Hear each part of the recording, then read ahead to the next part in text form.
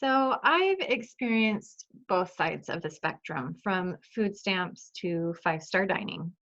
While I acknowledge that there's a big difference between the two, I can tell you that in both cases, I felt rich even when I had nothing of my own and had to rely on my family, our church, or the government to provide for our needs.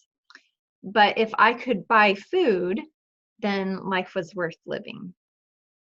Food insecurities, whether financial or emotional, they prevent us from honoring our hunger and our satiety cues. Food freedom includes the accessibility and the ability to afford the food you want and the permission to eat it. So, years ago, I want to say maybe 10 years, when I sat down with the Relief Society president and planned out our family's meals before we were able to go and visit the bishop's storehouse, what I really needed was not only financial freedom, but food freedom.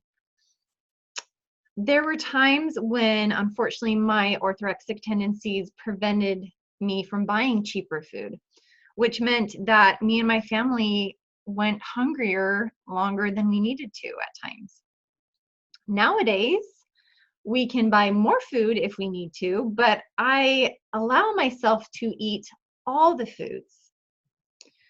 So I wanted to share this in hopes that don't let your disordered habits prevent you from creating more order around your food choices, especially when it comes to eating. You don't need to count calories or macros in order to justify eating. You don't need to plan the perfect breakfast, lunch, and dinner in order to justify eating. You don't need to rely on superfood snacks in order to justify eating.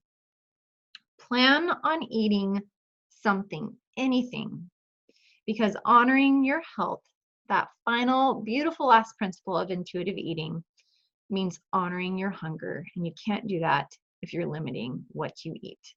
So good luck, eaters. You've got this.